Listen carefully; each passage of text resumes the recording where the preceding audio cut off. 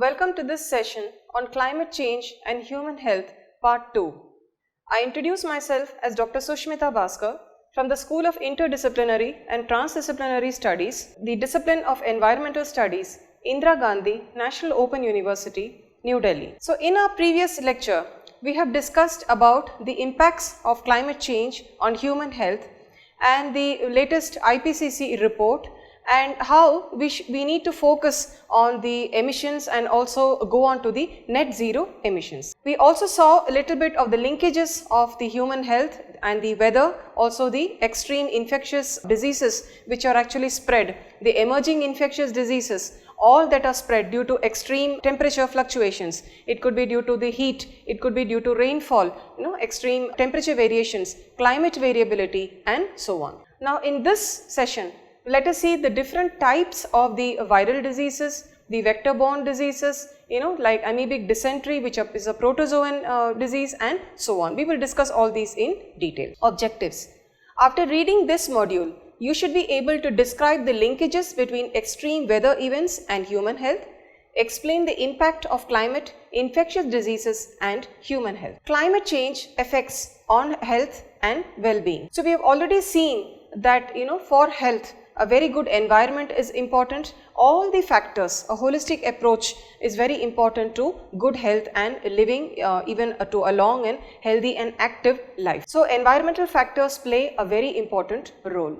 So climate change has already affected the human health and major concerns are the extreme weather events such as heat waves, cold spells, the monsoons, the floods and the windstorms. Taking steps to tackle the root causes of climate change, understand the health co-benefits of action, invest in healthy environments and advocate the health related developments. This is vital in order to reduce the burden of disease and to promote population. Some weather events are likely to increase or become even more frequent, more widespread and intense during the 21st century according to the IPCC report 2021. Many health impacts they can be prevented by early warning systems, public health preparedness and response action. The human beings are presently exposed to climate change through the changing weather patterns, changes in the water quality, the air quality, the food quality, agricultural patterns, the livelihoods and the infrastructure. All these direct as well as the indirect exposures, they can result in a variety of the health impacts. Now this is the figure showing the human brain and the hypothalamus. So the hypothalamus is central, which is regulating our temperature. So it acts like a thermostat. It balances the salt concentrations, the body fluids and several other involuntary functions such as breathing, digestion, beating of our heart and so on. So hypothalamus is very important. So transfer of heat from the body. This occurs through sweating, convection and radiation. When the temperature in the surrounding and the body skin temperature, it is the same approximately 35 to 37 degree, then no radiant heat loss or gain occurs. But when the body becomes hot, the hypothalamus and the nervous system, they direct the sweat glands to draw the water from the dermis, that is the innermost layer of the skin. Thereby it causes an evaporative action and cooling on the skin's surface. Higher temperatures and heat, this can cause heat stress in human beings and also in the animals. Recently you would have seen in the news, that is in 2021 in Rajasthan, due to the drought, you can see animals and the Gujarat also, the animals actually they have died over there, the cattle. So these extreme temperatures of rainfall, of extreme heat, these can affect the human populations and also the animal populations. Industrialization, urbanization, especially in the developing world, this is giving way to increasing the urban heat island effects. So our body's internal thermal regulatory mechanism or the thermostat, that helps to maintain a constant temperature by increasing the production of sweat and it supplies more blood to the skin. This increases the rate of heat loss to balance the heat burden. In extreme heat conditions or the hot conditions, the rate of the heat gain is more than the rate of heat loss. As a result, our body temperature rises or increases. This in turn can result in various health disorders. So you would have seen, like when there is extreme heat, People can complain of dizziness, of heat stroke. So sometimes people even keep glucose and other sachets in their pockets to combat this heat stress and other dehydration activities. So high heat exposures, they can result in exhaustion, in fatigue, in dehydration and also heat stroke. So heat stroke, it can fatally affect the very elderly and also the young children who are even the school going children, they can be affected. Heat stress has also an influence on our mental health. So you can have the brain fogginess, it has an impact on the psychological and also on our mental health. Mood swings, psychological disorders, disturbed sleep patterns, extreme heat can also result in irritability and lack of concentration to do our normal work. Heat stress can also cause certain diseases such as heat edema. Edema itself means when there is a water buildup. So this heat edema can result in the swelling of the ankles. Heat rash, this normally many of us would have experienced. There are small red spots which are occurring on certain parts of the body, and that will bring about a prickly sensation, and we also can use certain prickly heat agents like powders or the cooling soap bars and moisturizers to combat the same. It also occurs due to the inflammation to the sweat glands. Heat cramp, this is caused as pain in the muscles due to the salt imbalance. Heat exhaustion, this is caused due to excessive sweating, and it can lead to dizziness, weakness, eye disorders, intense thirst, nausea, headache, vomiting and diarrhea. It can also result in muscle cramps, breathlessness, palpitations. Sometimes you feel that your heart is palpitating very fast. So arrhythmia, and also tingling and numbness of the hands and feet. So heat can cause a variety of the physical ailments in human beings. Heat syncope, this is caused due to the insufficient amount of the blood that is flowing to the brain. That will also result in dizziness and fainting. Then heat stroke, which we already discussed, which occurs at temperatures above 41 degrees, and they can lead to several problems, and it can also be fatal in the very elderly and the younger children. Kidney diseases, so when you are exposed to high and extended periods of the heat exposure, then the kidney can be affected.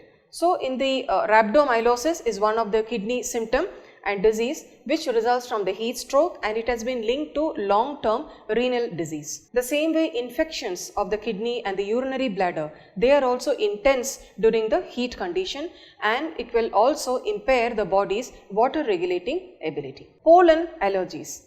In some cases you might have seen, like when you go near a farm or a park, you may have some kind of an irritation on your skin, or you tend to sneeze. So people have the pollen allergy. So these allergies due to the pollen, they could also be the Parthenium weeds and their pollen. They could be allergic, and they could thrive more in the warm temperatures and in summer seasons. So they cause various skin ailments, asthma and also nasal congestion in some cases. Cardiovascular diseases. So warmer temperatures can spiral the rate of the cardiovascular disease, and people are affected by stroke and also dysrhythmia. Extreme weather events. Therefore, the changing climate can bring about extreme weather events, and it is expected that even the speed of hurricanes will increase by 11% at the end of the 21st century. The total rainfall is also expected to increase by 30% and above. Some regions may also experience drought. So such unprecedented extreme weather events, they can result in flooding, in water contamination, declining crop yield, destruction in the natural resources and much more. They can have wide range of implications for the human populations. Human health risk due to extreme weather events. Let us go on to the foodborne diseases. Significant crop destruction and reduced nutritional content of the food has been observed by scientists. The farms are infested with bugs and the aphids.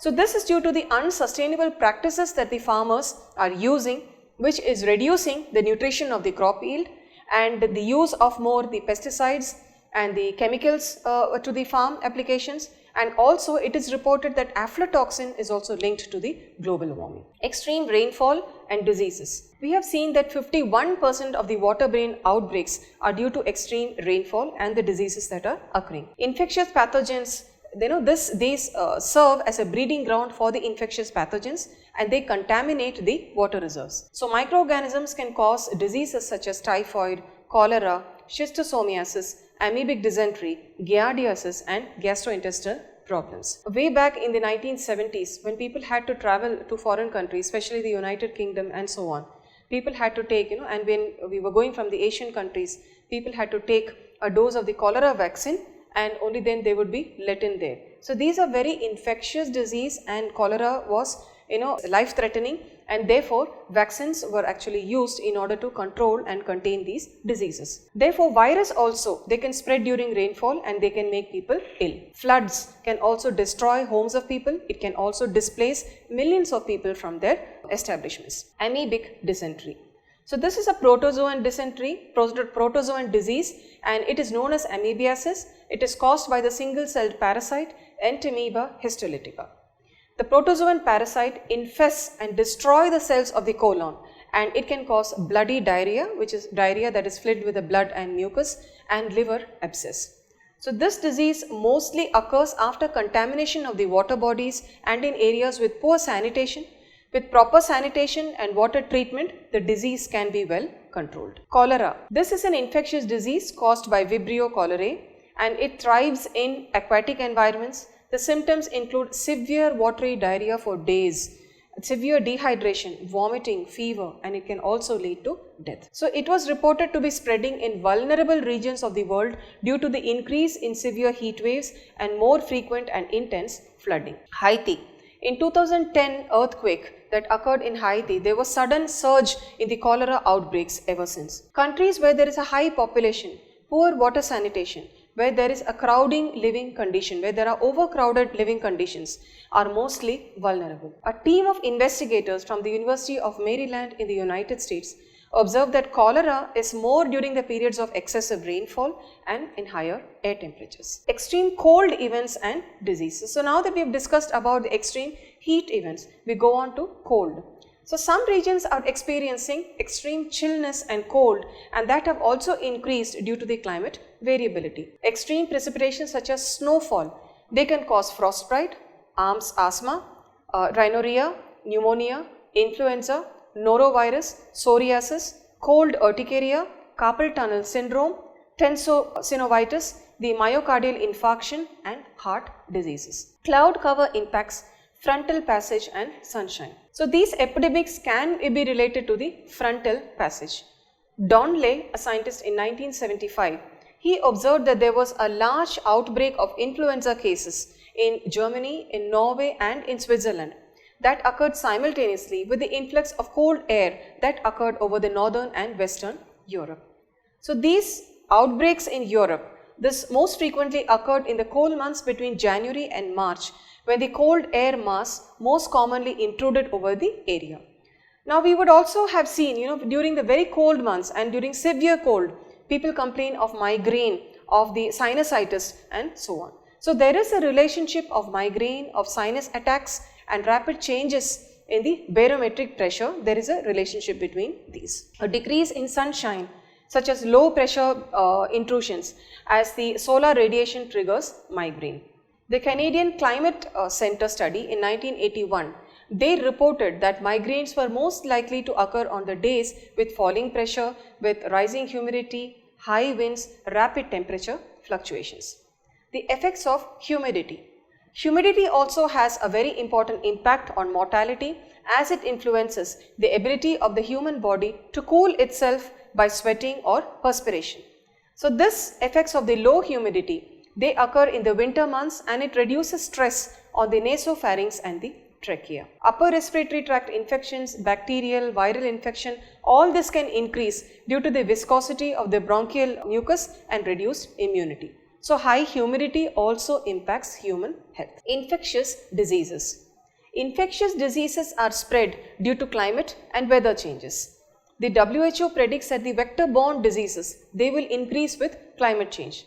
Vectors are basically living organisms, and they can transmit the infections from the animals to the human beings and vice versa. Most of the vectors are the blood-sucking insects. They ingest the disease-producing microbes during a blood meal from an infected host. That could be a human or an animal, and later it will inject it into a new host during their subsequent blood meal. So mosquitoes are the best known disease vector.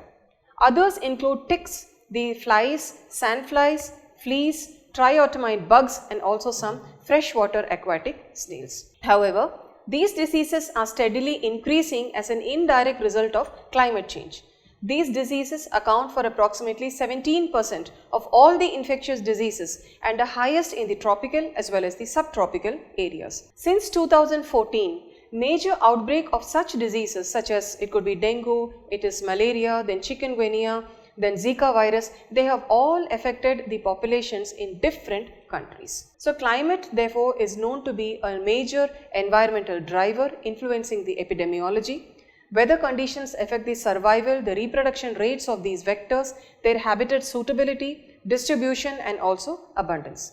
Further, climate change also impacts the development, the reproduction and the survival of the pathogens and the viruses inside the vectors also. Vector-borne viral diseases. We come on to the West Nile virus. So this was geographically, it originated in 1937 in Uganda in Africa. Then in 1990s, the outbreaks were observed in Israel and in Africa, and recently we have seen that these reports of West Nile virus were also noted in the Indian subcontinent. Culex is a vector and it transmits the virus through biting, and the Asian tiger mosquito, that is the Aedes albopictus, it is also a vector for this virus. The symptoms are extreme myalgia, joint pains, fever, fatigue. It can also cause encephalitis and meningitis, and one child also died due to this West Nile virus in Malappuram district in Kerala. So it is an arthropod-borne virus, an enveloped single strand RNA virus of the genus Flavivirus in the family Flaviviridae. Prolonged warm seasons and also extended rainfall patterns, these are allowing these vectors and insects to survive longer. So there are some factors that impact the transmission and distribution of the virus and interactions between the pathogen, vector, vertebrate host and the environment. All these factors are important. Therefore, the weather conditions have direct and indirect influence on the weather competence, on the vector population, dynamics and also on the virus replication rate within the mosquito. Next is the dengue fever. This has also been observed as large outbreaks in the Asia Pacific region, and there are many species in the ecological web that can keep the mosquitoes away. But the use of pesticides, that is wiping out all these species, and they are allowing these kind of mosquitoes to flourish. They are also transmitted by the Aedes species of the mosquito, and they are highly sensitive to the environmental conditions. So the higher temperatures, they can reduce the time required for the virus replication and disseminate in the mosquito. This is known as the extrinsic incubation period. It must occur before the virus can reach the salivary gland of the mosquito to be infected to the humans. If the mosquito becomes infectious sooner due to warmer temperatures, it has a greater chance of infecting humans before it dies. The next is chikungunya. The name chikungunya comes from the African Kimukonde language meaning bent posture or to become contorted. Changing weather and the climate has also influenced the resurgence and the occurrence of the chikungunya virus. This was first reported in Tanzania in 1952. Then there have been epidemics reported in 2004 and it spread to the islands of the Indian Ocean, also in 2005. But also now in 2020, 2021 in India we have seen several of the chikungunya cases which have been affecting millions of people. So the medical community started taking notice in 2005 when it affected 1.4 million people in India and the French island of Réunion in the southwest Indian Ocean. So this chikungunya re-emergence, it depends on several factors, and scientists say that climate is an important factor. With drought and heavy rainfall events, these disease vectors will spread quickly and the vector-borne chikungunya prevalence is likely to increase with the possibility of becoming endemic globally. Nipah virus. For this, bats are the reservoirs, Pteropus. So this affects the livestock, economic loss among the farmers, and the World Health Organization reports that there are direct linkages to climate change, deforestation and the transmission of this Nipah virus. It was noticed in 1998 in Malaysia. The loss of natural habitat of the bats and the climate variability has affected the food requirement for the bat. So therefore, the bats are getting nearer to the human settlements, the human population, and that could be a factor and climate variability for the transmission of this virus. Vector-borne protozoan diseases includes malaria. This claims more lives globally worldwide than any disease. but still we are able to tackle malaria to a certain extent. The vector-borne disease is transmitted by the female Anopheles mosquito, and it is reported to be the most sensitive to long-term climate change. Excessive rainfall and humidity is reported to be the major environmental factor that enhances mosquito breeding and survival. The World Bank, this estimates that by the year 2050, the climate change will bring about 50% higher probability of malaria in the previously unexposed regions. Tick and the flea-borne illnesses. Ticks are also responsible. For example, the Lyme disease is caused by ticks. So this also due to increasing temperatures, high levels of humidity, the Lyme disease is observed in different parts of the world.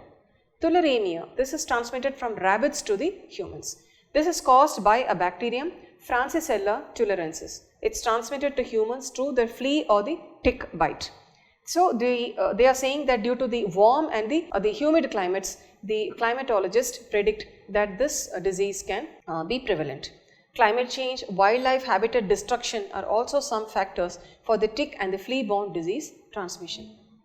Therefore, now that we have had a look into the infectious agents and their associations and linkages with weather and long-term climate and climatic changes, what is the future action that could be taken? We all know that climate variability affects health and well-being. Climate change introduces new pest, pathogen and disease emergence. Without a healthy ecosystem, drought and famine will increase and the diseases spread. When ecosystems change, the vector habitats change and subsequently the diseases spread. Therefore, it is important to address climate change and raise awareness of the close link between such change and diseases. Socio-economic factors such as the land use pattern, population growth and urbanization, migration and economic development, this also needs to be factored into the future risk assessment. We as individuals must help identify certain areas that are at greatest risk to climate change to help the decision makers and the policy makers prioritize protective action plans. In this way, we can support adaptation and mitigation of the climate change to build healthier and sustainable communities. Dear learners, I hope you have had a good understanding of this lecture. Thank you.